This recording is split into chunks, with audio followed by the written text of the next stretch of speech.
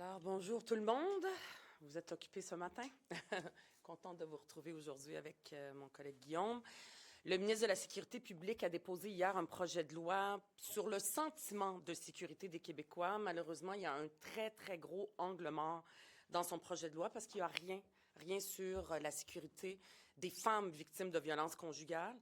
On se rappellera que le dernier féminicide, le 16e, c'était Gaby Renault qui a été tuée aux mains de son conjoint qui était un multirécidiviste notoire puis qui est passé sous les mangues du filet du système. J'invite le ministre de la Sécurité publique, Yann Lafrenière, et le premier ministre, François Legault, à ne ménager aucun effort pour prévenir un 17e féminicide au Québec. Je lui ai déjà fait une demande la semaine passée avec un ex-conjoint de celui qui a tué, avec l'ex-conjointe Nancy Boucher de celui qui a tué Gaby Renault, et on a demandé une loi Gaby Renault, c'est-à-dire une loi qui permet, comme il en existe ailleurs, aux femmes de vérifier très facilement et rapidement les antécédents judiciaires de leurs conjoints. C'est une façon aussi de sauver la vie des femmes. Donc, je demande au gouvernement d'agir en conséquence. C'est extrêmement important pour les femmes. Merci beaucoup.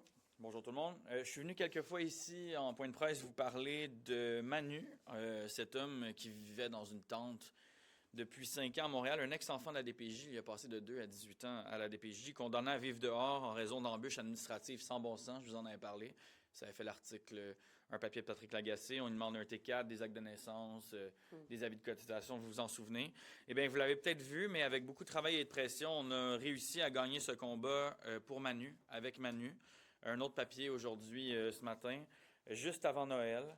5 ans dans la rue, après 5 ans avoir passé sa vie à faire du camping, là, malheureusement, puis à vivre dehors. Il en est sorti mardi. Il est rentré en logement. Il a signé son bail lundi.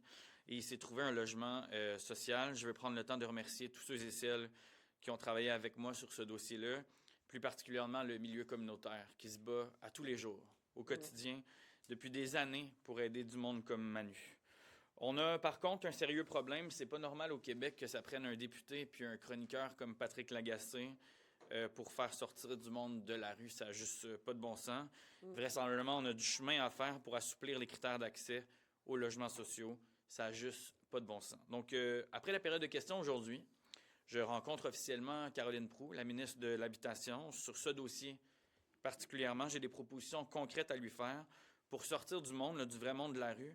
Puis je lui offre mon entière collaboration, comme je l'ai fait il y a quelques mois avec la ministre Duranceau puis la colocation en HLM, pour qu'on soit capable, là, dès 2026, d'arriver avec des modifications concrètes au règlement, parce que c'est possible de faire mieux. En fait, on doit faire mieux.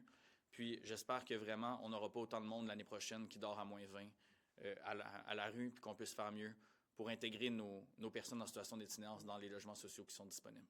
Merci. J'imagine que vous allez appuyer le projet de loi qui va être présenté demain pour reporter la loi 2 au 28 février. Écoutez, on va le regarder, mais c'est sûr qu'on ne mettra pas des bâtons dans les roues de cette affaire-là, au contraire. De ce que je comprends, c'est juste un rapport de date. C'est ce que je comprends aussi, là, mais j'ai vu un titre de projet de loi apparaître, j'ai aucune idée de ce qu'il y a là-dedans.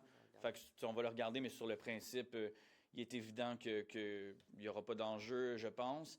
On ne serait pas là, puis on n'aurait pas vécu ça s'il n'y avait pas eu de bâillon, puis s'il n'y avait pas eu le psychodrame qu'on vient de vivre depuis des semaines à coup de une sur des cliniques puis des GMF qui allaient fermer.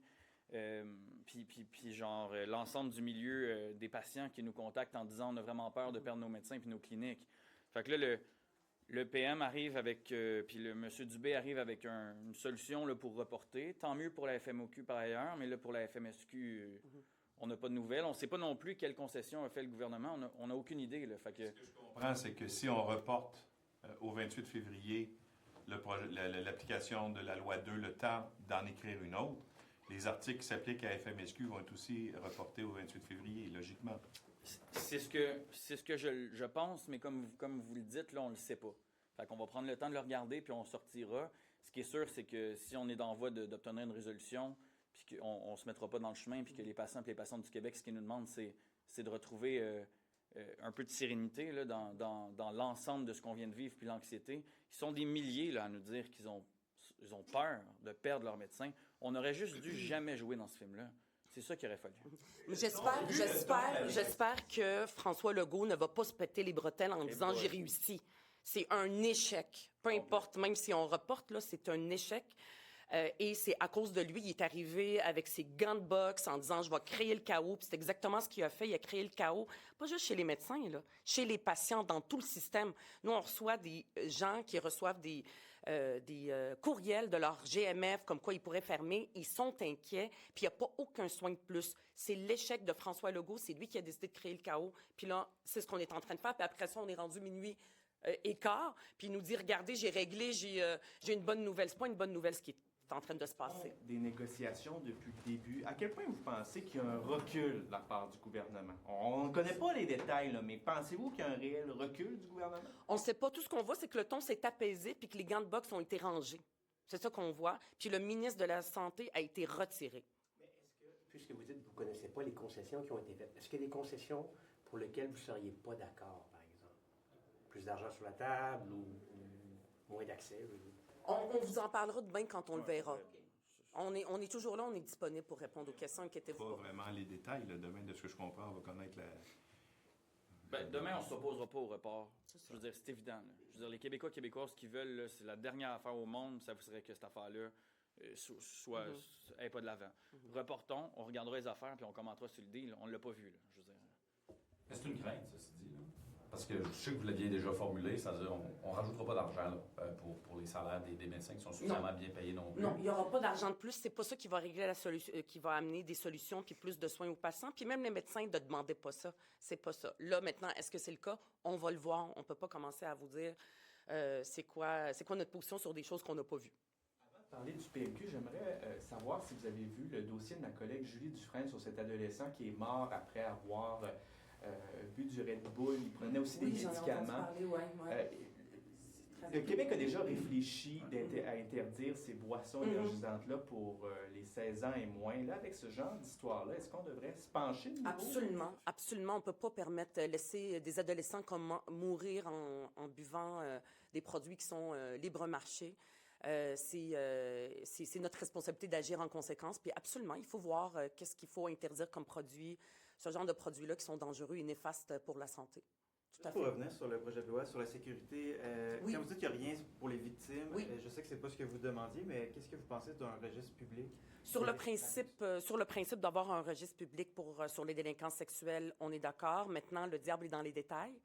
Je veux dire, on croit encore à la possibilité de réhabilitation dans la société. C'est notre système, il fonctionne comme ça. Je pense que c'est la même chose aussi pour le gouvernement. Donc, on va regarder les détails de ça, mais sur le principe, on est d'accord. Tu veux... Non.